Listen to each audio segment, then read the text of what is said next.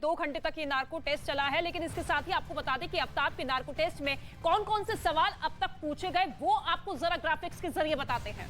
बिल्कुल, देखिए सबसे पहले आपको ये बताते हैं कि नार्को टेस्ट और पॉलीग्राफ टेस्ट में आखिर अंतर क्या होता है। तो दवा देकर टेस्ट किया जाता है, जबकि नार्को टेस्ट की हम ये बात कर रहे हैं कि नार्को टेस्ट दवा देकर किया जाता है। हम आपको यहाँ पर सिलसिलेवार तरीके से बताते हैं और साथ ही साथ सवाल भी बता रहे हैं। पहला सवाल, श्रद्धा से तुम्हारी पहली मुलाकात कहाँ हुई थी? सबसे बड़ा सवाल कि श्रद्धा आखिर मिली कहाँ आफ्ताब को? बिल्कुल, नार्को टेस्ट में पहला सवाल यही, और दूसरा सवाल आप देखिए, क्या तुम्हारा श्रद्धा के घर भी आना जाना था? कब से दोनों एक साथ मिले, कैसे दोनों की मुलाकात हुई और कब तक रोज दोनों का घर पर आना जाना रहा? तीसरा सबसे बड़ा सवाल ये पूछा गया कि आखिर तुम दोनों के रिश्ते कैसे थे, क्योंकि इसी को लेकर सबसे बड़ा सवाल था। शायद उनकी लड़ाइयां होती थी और दोनों के बीच सब कुछ ठीक नहीं था। चौथा बड़ा सवाल, तुम दोनों कब से एक साथ रह रहे थे? लिव इन में रह रहे थे, मुंबई रहे, दिल्ली रहे, तो कब से एक साथ ये लोग रह रहे थे? इसके साथ ही एक और सबसे बड़ा सवाल ये पूछा गया कि क्या श्रद्धा के घर वाले तुम दोनों के रिश्ते से खुश थे? क्योंकि श्रद्धा को सीधे तौर पर आफ्ताब की फैमिली सपोर्ट करती थी, लेकिन श्रद्धा के परिवार वाले इस रिलेशनशिप से, इस लिव इन में जो दोनों रहते थे, उससे नाखुश थे।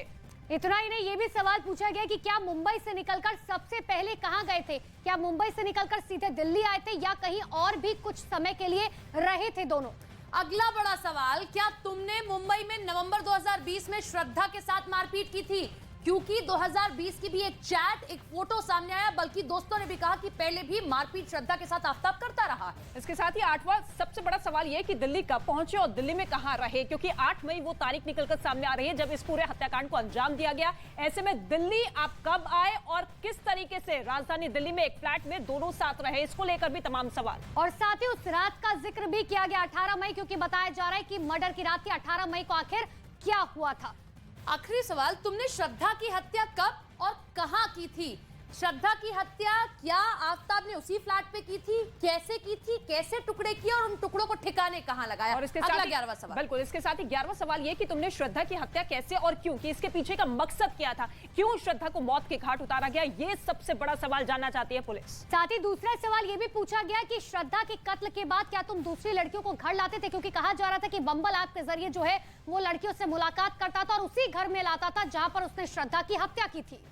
13वां सवाल, क्या श्रद्धा की हत्या की प्लानिंग पहले ही कर ली थी या गुस्से में अचानक जान ली? क्योंकि आफ्ताब ये कह रहा है कि उस रात गुस्सा आया तो गुस्से में आकर किया, या फिर पहले से साजिश रची जा रही थी किसी तरीके से श्रद्धा को मारना है। 14वां सवाल ये है कि शव के कितने टुकड़े किए और किस हथियार का इस्तेमाल किया गया, क्योंकि हथियार अभी तक बरामद नहीं किया गया है, लेकिन 18 से 20 टुकड़े उसने कबूले हैं कि इतने टुकड़े किए हैं। और 15वां सवाल ये पूछा गया कि हत्या वाले दिन तुमने और श्रद्धा ने जो कपड़े पहने थे वो कहां हैं? क्योंकि वो कपड़े अभी तक बरामद नहीं हो पाए। पुलिस लगातार खोजबीन कर रही है उन कपड़ों की कि आखिर श्रद्धा के वो कपड़े कहां हैं।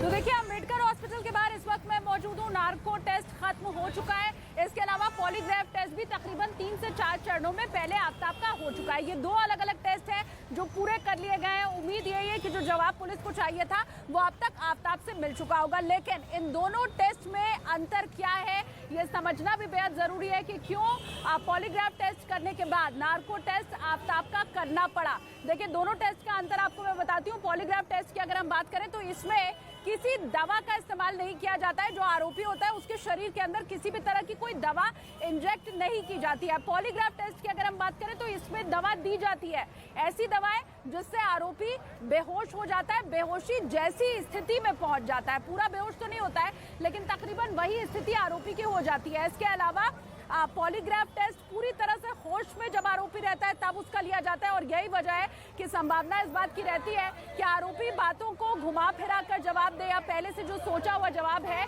वही वो दे, और बहुत ज्यादा उसकी पल्स रेट में या फिर उसके शरीर में, उसकी धड़कनों में बहुत तब्दीली ना हो। अगर पॉलीग्राफ टेस्ट की हम बात करें तो इसमें होश में आरोपी रहता है, जबकि नार्को टेस्ट में ऐसा नहीं होता है, और इसीलिए संभावना इस बात की भी कम होती है कि सच को छुपा ले जाए आरोपी। ये बड़ा अंतर है इन दोनों ही टेस्ट का। इसके अलावा पॉलीग्राफी टेस्ट में शरीर की जो हलचल होती है उसके मुताबिक नापा जाता है और मापा जाता है, जबकि नार्को टेस्ट की अगर हम बात करें जो अभी अंदर हॉस्पिटल के हुआ है आफ्ताब का, तो उसमें मशीनों की मदद ली जाती है। ये 2 बिल्कुल ही अलग अलग टेस्ट है, और नार्को टेस्ट के पहले पॉलीग्राफ टेस्ट जरूर किया जाता है। मैं आनंद का भी रुख कर लेती हूँ। आनंद, बहुत जल्दी, क्योंकि उम्मीद तो हम यही कर रहे थे कि 2 घंटे से ज्यादा का शायद वक्त लगेगा, 2 घंटे के भीतर ही जो नार्को टेस्ट है वो समाप्त हो गया। तो ऐसे में वो जो के पुलिस अंदर पहुंची थी, उन सब का अब जवाब पुलिस को मिल गया हो और अब आगे और ज्यादा आसानी पुलिस के लिए तफ्तीश में हो, यही उम्मीद की जा रही है।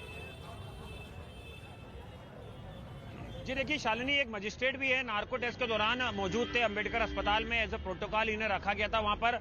और हमने देखा था कि अब करीबन 1.5 घंटे से ज्यादा ये नार्को टेस्ट चला है। जो डॉक्टर नवीन एनेस्थीसिया के जो हेड हैं, उन्होंने पहले ही न्यूज 18 को बताया था करीबन हफ्ते भर पहले इंटरव्यू में कि ये टेस्ट जो है नार्को, ये आधा घंटे से लेकर 3 घंटे तक चल सकता है। और ये डिपेंड करता है सब्जेक्ट के ऊपर कि वो किस तरह से रिस्पॉन्स कर रहा है और जांच एजेंसियों को जो सच निकलवाना है क्या वो सच बता पा रहा है। तो कयास से लगा जा रहे हैं कि 1.5 घंटे में अगर नार्को टेस्ट खत्म हो गया है तो जांच एजेंसी को काफी महत्वपूर्ण लीड्स मिली है इस नार्को टेस्ट से। और अब आने वाले वक्त में इस नार्को टेस्ट के आधार पर अगर कोई रिकवरी होती है, जैसा कि हमारे सहयोगी दीपक भी बता रहे थे, तो ये पुलिस के लिए काफी महत्वपूर्ण होगा, क्योंकि श्रद्धा का मोबाइल फोन जो है वो उसने महाराष्ट्र में फेंकने की बात बताई है, लेकिन